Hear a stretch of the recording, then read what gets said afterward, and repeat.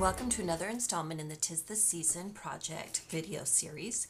Today we are going to make some place cards for the holidays. I thought it would be fun to show you just a quick and easy way to make cute decorations for your table decor this holiday season.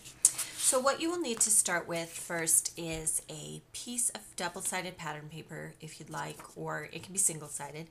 This is from Echo Park, and I've cut it so that it will perfectly fit over this die cut label shape by Tim Holtz, and you can put it either side onto the die cut.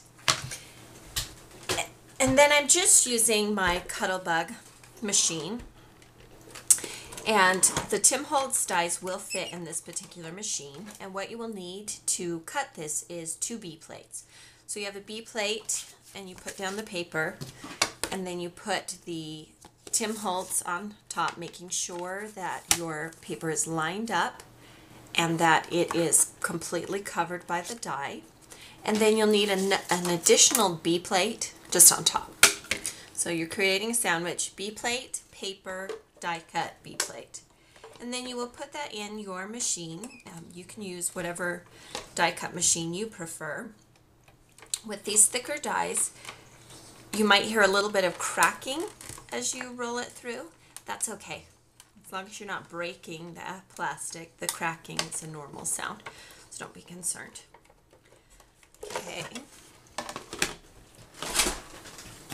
So you can see that in this particular die cut that it's kind of squished inside, and just my little trick is I kind of squish it down a little more and it pops up one of the corners.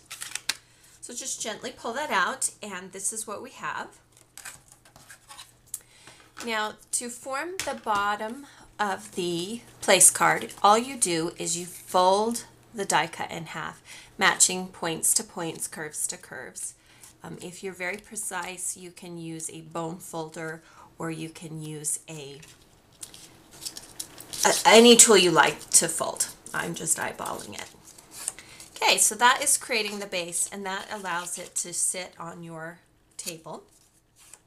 The next step in this tutorial is that we are going to stamp the name of the people that are going to be sitting at our table.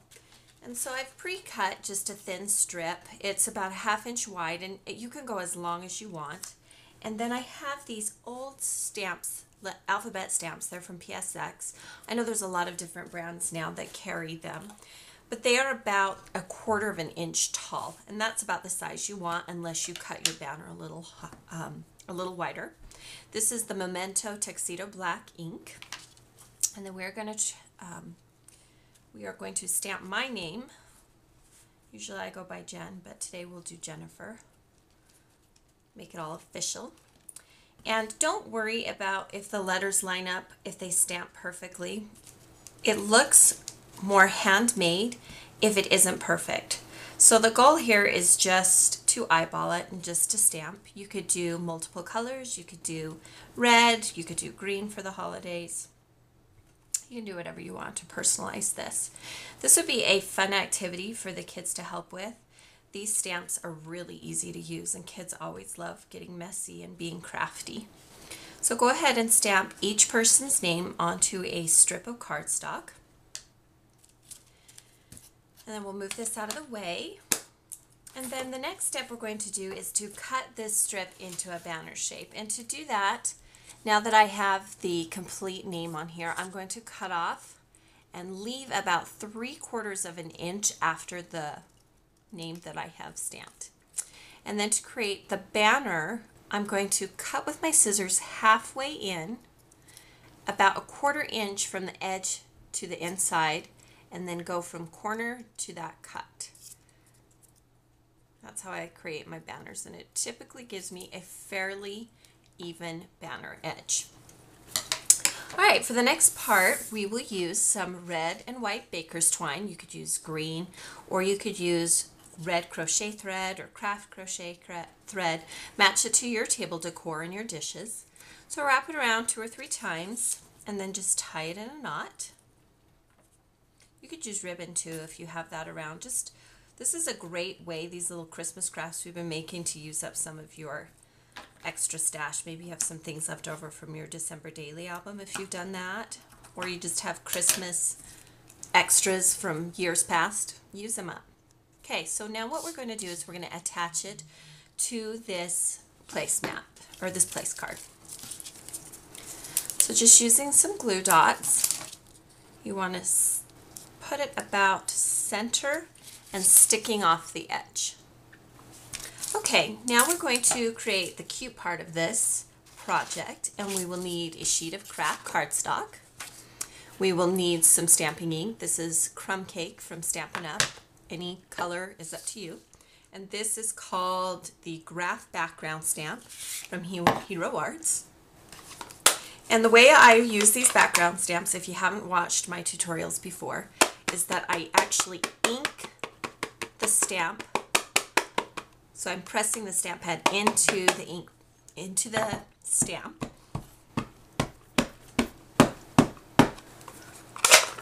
And then instead of stamping into my paper, I'm actually going to lay my paper right on top. And then I'm going to take a brayer. You can use your fingers, you can use, I've used punches, I've used scissors, just something that has a hard heaviness to it so that you can push the image into the paper. The reason why I do it upside down is that when you put your paper down first and then stamp in, a lot of times the center area does not take the stamped image. So if you're having trouble getting a nice even stamp, this is a great technique to try. So there you can see that I've got a great even stamped image. And now we are going to use a 1 3/4 circle punch. And we're just going to punch out a circle that I've stamped. And then taking some different brown stamping ink. This is pigment ink. You could use chalk. I know a lot of people like chalk. Just take your favorite shade of brown. Brown makes it look a little bit vintage, a little bit distressed. And just rub it around. All right, now let's take a 2-inch scallop circle punch. This is by EK Success.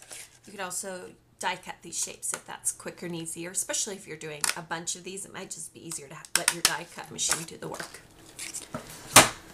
All right, let's go ahead and attach this circle to the scallop circle. And you want to make sure that it's even all the way around. And then we'll go ahead and attach this to our place card. And make sure that when you put it down, you can see that my lines are a little bit diagonal. So make sure your lines run the correct way. They can run vertically or horizontally. You could also use maybe an embossing folder back here if you prefer that. Now I bought this sheet of Darling Christmas stickers. This is from Doodlebug Design, and I just thought these elves and reindeer, and they even have Mr. and Mrs. Claus at the bottom, were darling. And so I'm actually going to use Mrs. Claus. Because I'm the mama, I get to be Mrs. Claus. And all we're going to do is we're going to attach her right in the center of that punch. So there you have one. Now let me show you what you can do to make it a little bit different. This is the boy one. This is my son James. That's his card.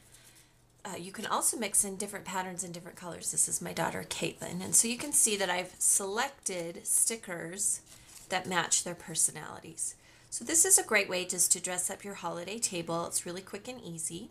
For more information, visit my blog, and for additional photos and the complete supply list, you'll find them there as well.